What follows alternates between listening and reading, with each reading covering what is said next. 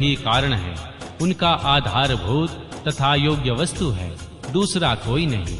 मुनियों ने पूछा, प्रभु बुद्धि, इंद्रिय और शरीर से अतिरिक्त किसी आत्मा नामक वस्तु की वास्तविक स्थिति कहाँ है? वायु देवता बोले, महर्षियों, सर्वव्यापी चेतन का बुद्धि, इंद्रिय और शरीर से पार्थक्य आवश्यक है।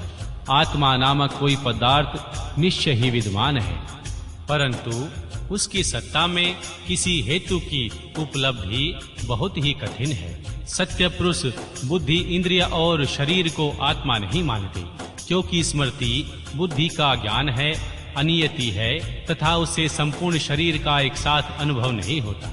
इसीलिए वेदों और वेदांतों में आत्मा को पूर्वानुभूत विषयों का स्मरण करता, संपूर्ण देह पदार्थों में व्यापक तथा अंतर्यामी कहा जाता है।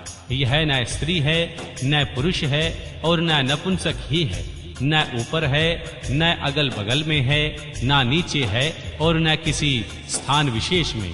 यह संपूर्ण चल शरीरों में अविरल निराकार एवं अविनाशी रूप से स्थित है।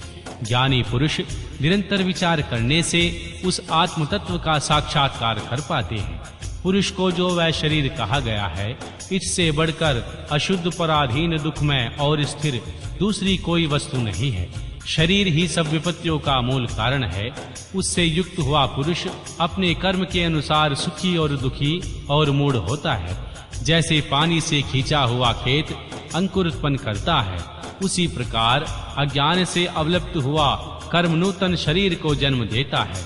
ऐसा शरीर अत्यंत दुखों के अलय माने जाते हैं। इनकी मृत्यु अनिवार्य होती है।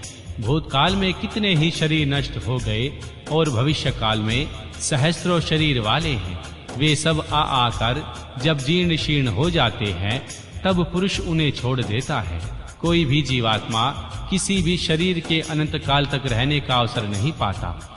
यहाँ स्त्रियों, पुरुषों, पुत्रों और बंधु बांधवों से जो मिलन होता है, वह पथिक मार्ग में मिले हुए दूसरे पथिकों के समागम के समान है।